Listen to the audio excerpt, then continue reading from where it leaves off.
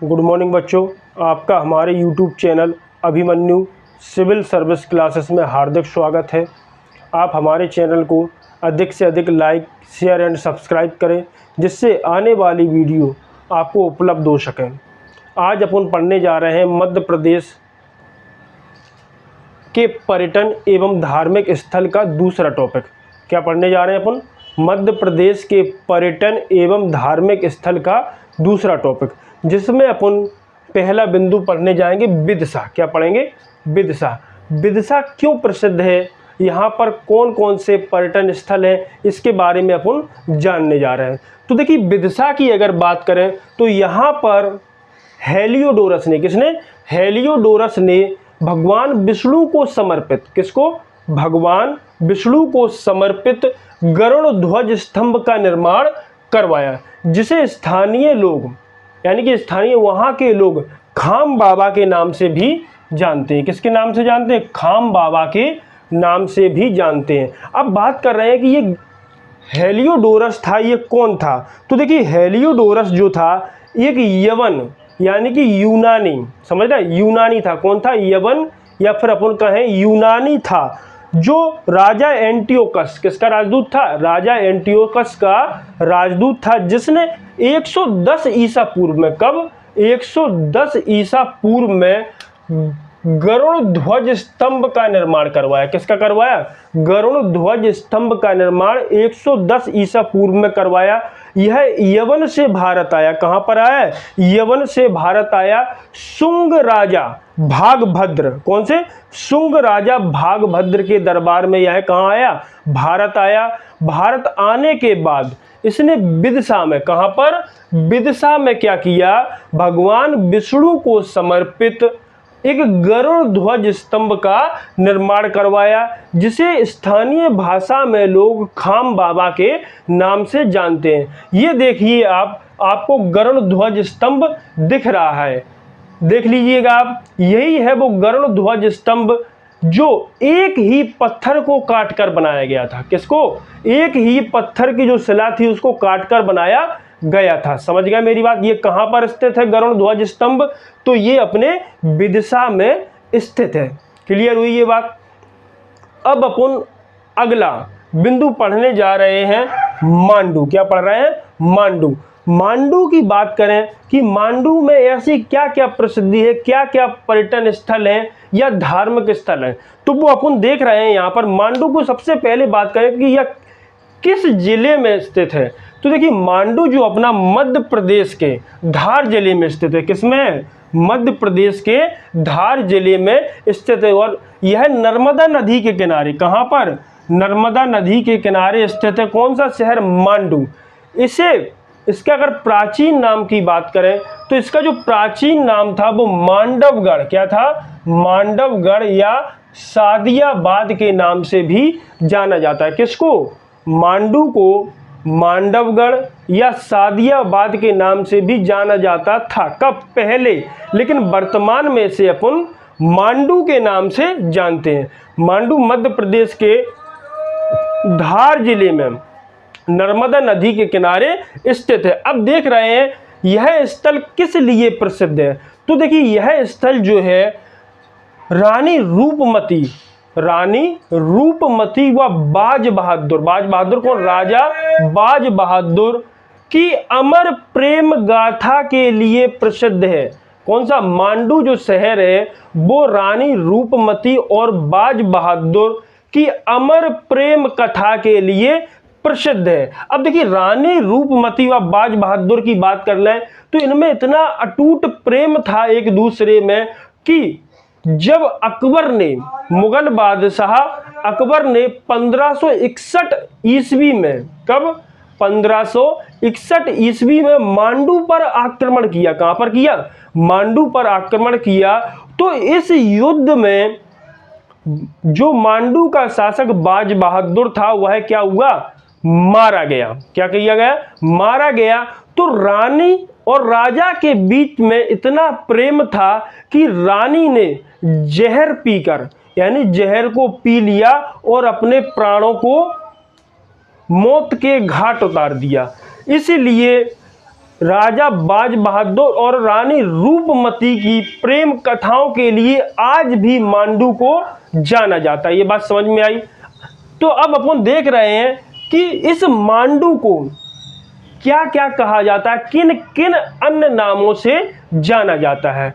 तो अपन देख रहे हैं ये मांडू है जो अपना, इसको अपन महलों का नगर क्या कहते हैं, मांडू को महलों का नगर या मछली की नगरी या आनंद का शहर क्या कहते हैं, आनंद का शहर या सिटी ऑफ जॉय, यानी कि यहाँ जो भी पर्यटक जाते हैं घूमने उन्हें आनंद की अनुभूति होती है, अंदर से ऐसा लगता है कि हम जन्नत में आ गए हैं। कहाँ गए हैं, जन्नत में, क्योंकि यहाँ पर बहुत सारे पर्यटक स्थल हैं घूमने के लिए और बहुत सारी हरियाली हरी भरी चीज़ें अपन को देखने को मिलती है और बहुत सारे महल मिलते हैं, इसीलिए लोगों को ये शहर घूमने में आनंद की अनुभूति होती है। इसीलिए इस शहर को आनंद का शहर या सिटी ऑफ जॉय के नाम से भी जाना जाता है। इसके अलावा और किस नाम से जाना जाता है, तो करीमा बाग, क्या कहते हैं इसको, करीमा बाग नगर भी अपन मांडू को कहते हैं। ये बात क्लियर हुई। यहाँ पर अगर बात करें कौन कौन से पर्यटन स्थल हैं जिन्हें हम घूम सकते हैं या भ्रमण कर सकते हैं, देख सकते हैं, तो देखिए यहाँ पर सबसे पहले बात की जाए तो रानी रूपमती महल। कौन सा, रानी रूपमती महल। आप देखिए ये रानी रूपमती महल है, समझ में आया। मांडू में कौन है, रानी रूपमती महल। इसके अलावा बाज बहादुर महल, कौन सा, बाज बहादुर महल। ये देखिए बाज बहादुर महल है जिसको भी आप घूम सकते हैं, बहुत ही अच्छा बना है। ये बात क्लियर हुई। अब इसके आगे अपन अगला देख रहे हैं जहाज महल। ये आपको दिख रहा है जहाज महल, यह भी मांडू में स्थित है। कहाँ पर है, मांडू में स्थित है। इसके अलावा अपन देखिए हिंडोला महल, हिंडोला महल, ये देखिए आपको हिंडोला महल दिख रहा है, ये भी मांडू में स्थित है। इसके अलावा असरफी महल, कौन सा, असरफी महल, ये देखिए असरफी महल है, ये भी अपना मांडू में स्थित है। ये बात समझ में आई। इसके आगे अपन बात कर रहे हैं होशंग शाह की कब्र। किसकी, होशंग शाह की कब्र भी मांडू में स्थित है। इसके अलावा नीलकंठ महल, कौन सा, नीलकंठ महल। दिल्ली दरवाजा, अब देखिए भैया नाम ही इसका दिल्ली दरवाजा है। क्वेश्चन कई बार पूछा गया है एग्जाम में कि दिल्ली दरवाजा कहाँ पर स्थित है, तो अपन कहेंगे मांडू में। यह दिल्ली में नहीं है, नाम जरूर इसका दिल्ली दरवाजा है। आपको ध्यान पूर्वक क्वेश्चन पढ़ के उसके बाद आंसर लगाना है अच्छे से कि यह जो दिल्ली दरवाजा है यह कहाँ पर है, मांडू में है। समझ गए, आगे बढ़ रहे हैं। इसके अलावा अगर देखा जाए तो हाथी महल, कौन सा, हाथी महल।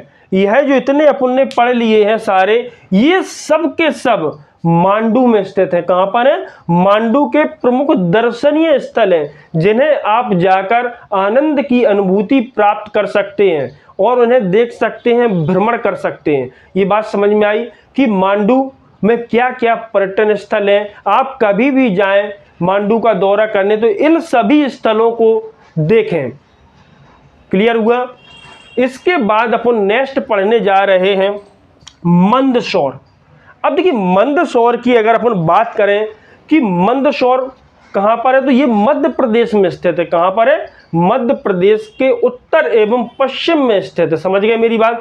तो देखिए मंदसौर का जो प्राचीन नाम था कि मंदसौर को पहले किस नाम से जाना जाता था, तो ये आप देखिए मंदसौर को प्राचीन समय में अपन दसपुर के नाम से जानते थे। किसके, दसपुर। और इसके अलावा ग्यारसपुर के नाम से इस मंदसौर को जाना जाता था।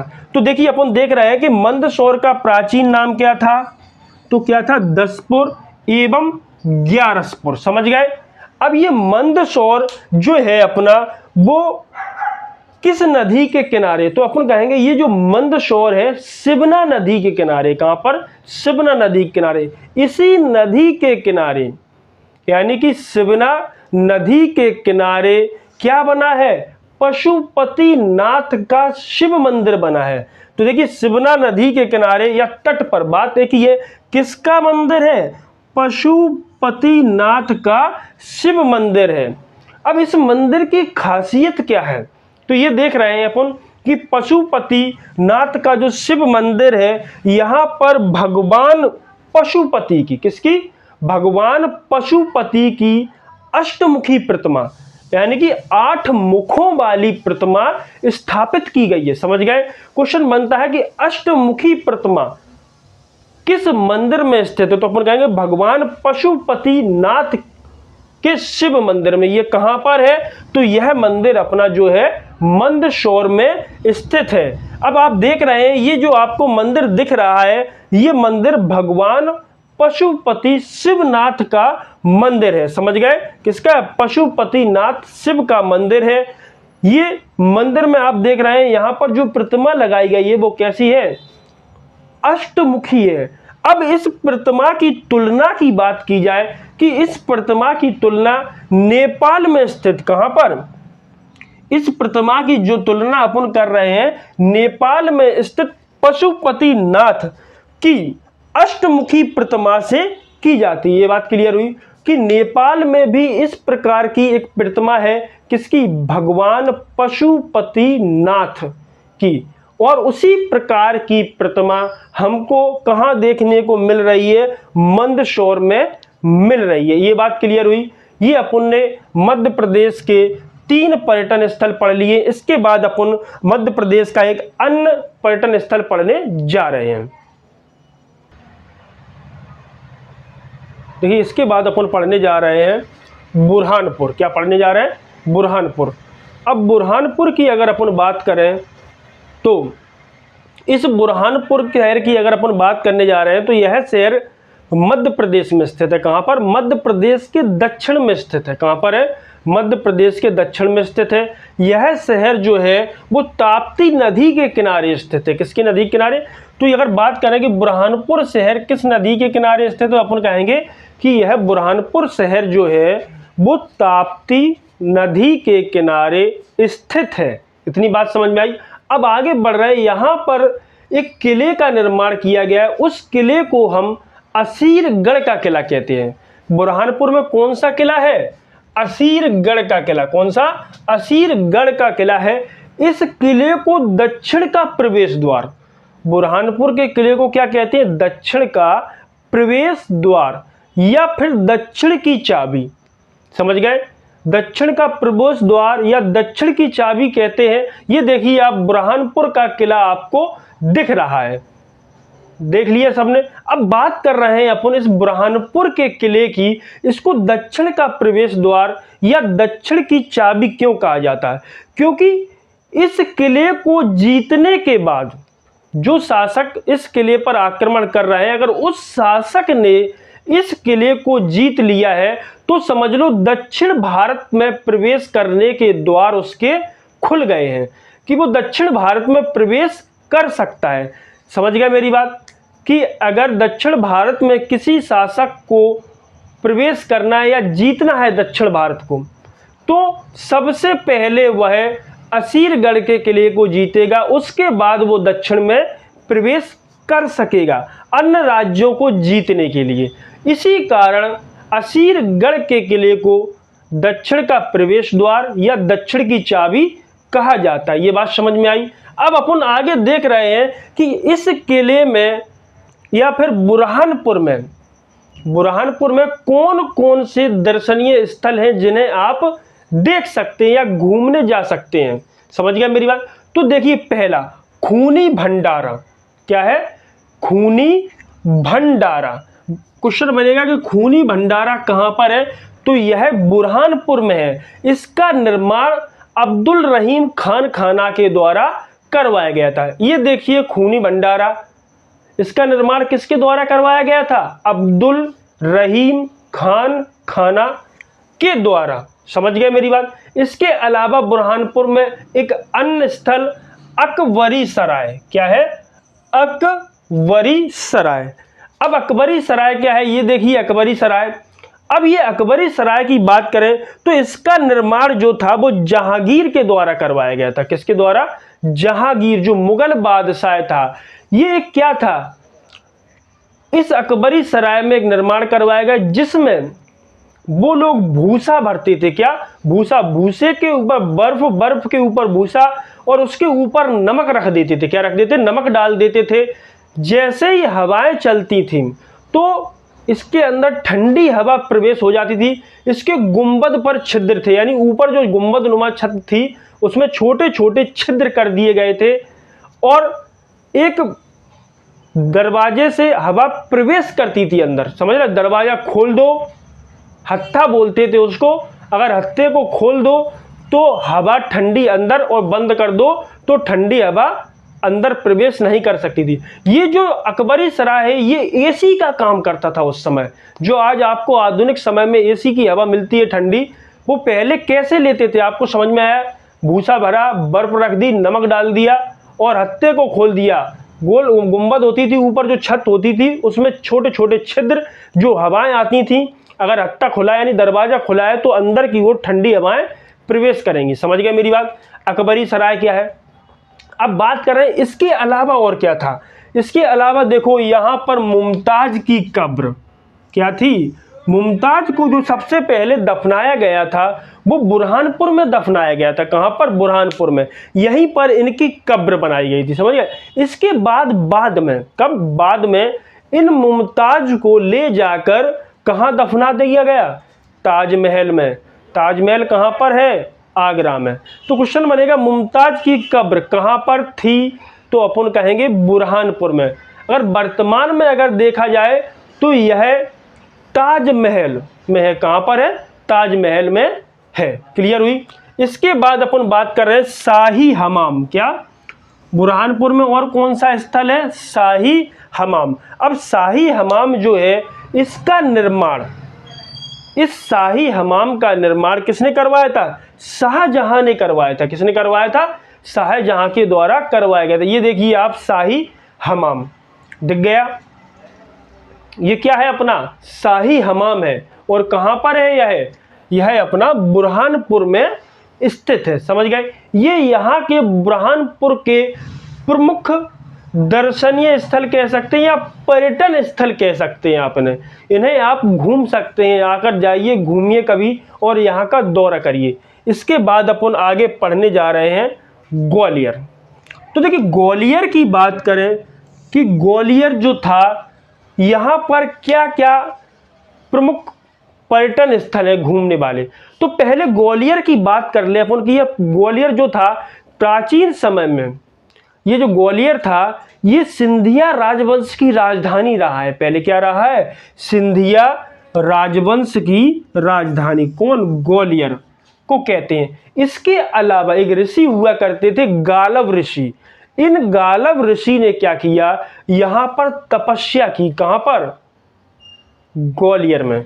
तो इसलिए इस ग्वालियर को जो अपन गालव ऋषि की तपोभूमि भी कहा जाता है। क्या कहा जाता है, गालव ऋषि की तपोभूमि किसे कहा जाता है, ग्वालियर को। क्यों कहा जाता है, क्योंकि भैया गालव ऋषि ने यहाँ पर तप किया था। तप से मतलब तपस्या की थी, इसीलिए इस ग्वालियर को गालव ऋषि की तपोभूमि भी कहा जाता है।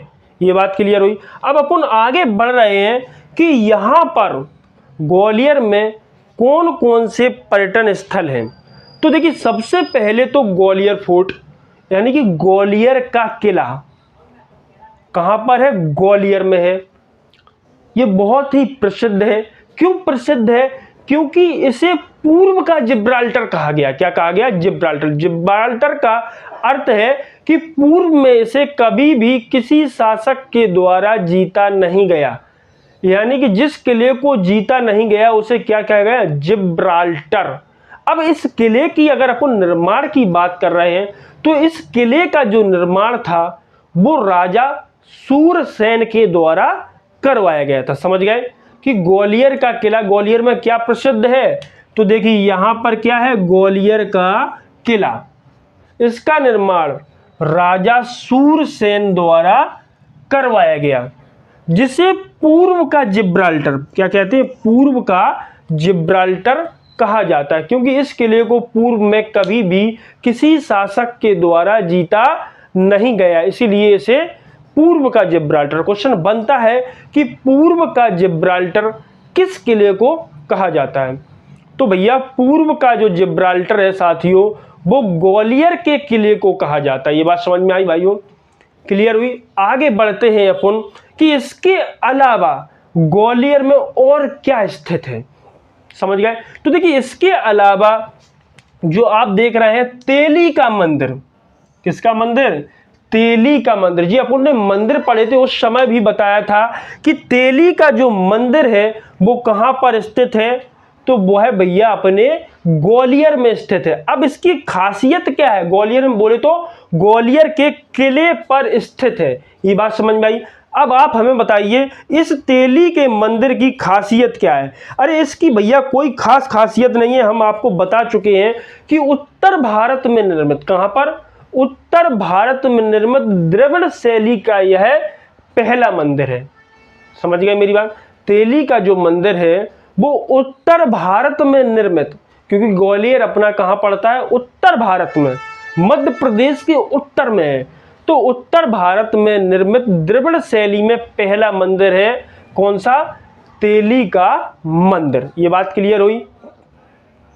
अब आगे बढ़ रहे हैं अपन, आगे देख रहे हैं कि यहां पर और क्या स्थित है ग्वालियर में। तो देखिए सहस्त्र बाहु मंदिर, ये मंदिर भी अपन ने मंदिरों में पढ़ा था। देखिए सहस्त्र बाहु मंदिर जो है वो भी ग्वालियर के किले पर निर्मित है। तो देखिए ये सहस्त्र बाहु मंदिर है। स्थानीय लोग इस सहस्त्र बाहु मंदिर को सास बहू का मंदिर भी कहते हैं। समझ गए? सहस्त्र बाहु का मंदिर या सास बहू का मंदिर, इसको स्थानीय लोग कहते हैं। इसके अलावा यहां पर मानसिंह महल, क्या है? मानसिंह महल, यह भी ग्वालियर के किले पर ही स्थित है। तो ये देखिए आपको मानसिंह महल दिख रहा है, ये भी अपना कहां पर है? यह महल भी ग्वालियर के किले के अंदर ही स्थित है। ये बात क्लियर हुई? आगे बढ़ रहे हैं अपन, जौहर कुंड, क्या? जौहर कुंड, यह भी ग्वालियर के किले पर निर्मित है, जिसमें क्या करती थी? राजा की रानियां जौहर कर लेती थीं, यानी कि आग में कूद कर अपनी जान दे देती थी, उसे ही जौहर कहते थे। समझ गए? इसके अलावा अपना बिबश्वान सूर मंदिर, यह भी ग्वालियर में स्थित है, परंतु यह किले पर नहीं है। क्या है? बिबश्वान सूर मंदिर, ये आपको दिख रहा है, ये अपना क्या है? बिबश्वान सूर मंदिर, यह भी ग्वालियर में स्थित है। समझ गए? आगे अपन देख रहे हैं जयविलास पैलेस या सिंधिया पैलेस भी इसे कहा जाता है। क्या कहा जाता है? जयविलास पैलेस या सिंधिया पैलेस, ये आपको देखने को मिल रहा है। ये क्या है अपना? जयविलास पैलेस या सिंधिया पैलेस। समझ गए? अब आगे अपन देख रहे हैं कि ग्वालियर में और क्या है। तो और देखिए रानी लक्ष्मीबाई की समाधि, रानी लक्ष्मीबाई की समाधि, ये अपने ग्वालियर फूलबाग में स्थित है। कहां पर? ग्वालियर के फूलबाग पर स्थित है। इसके अलावा मोहम्मद गौस का मकबरा, इसका मोहम्मद गौस का मकबरा, यह भी ग्वालियर में है। कहां पर है? ग्वालियर बोले तो ग्वालियर के हजीरा पर स्थित है। कहां पर है? हजीरा पर। इसके अलावा अपना तानसेन का मकबरा, तानसेन का मकबरा, यह भी ग्वालियर में स्थित है। ग्वालियर से लगभग 34 किलोमीटर की दूरी पर बेहट नामक स्थान पर यह स्थित है, तानसेन का मकबरा। यह आदि दर्शनीय या पर्यटन स्थल है। कहां पर? ग्वालियर में। इतनी चीज क्लियर हुई? तो इसका आप स्क्रीनशॉट ले लीजिएगा और फिर अपन आगे अगला पढ़ते हैं।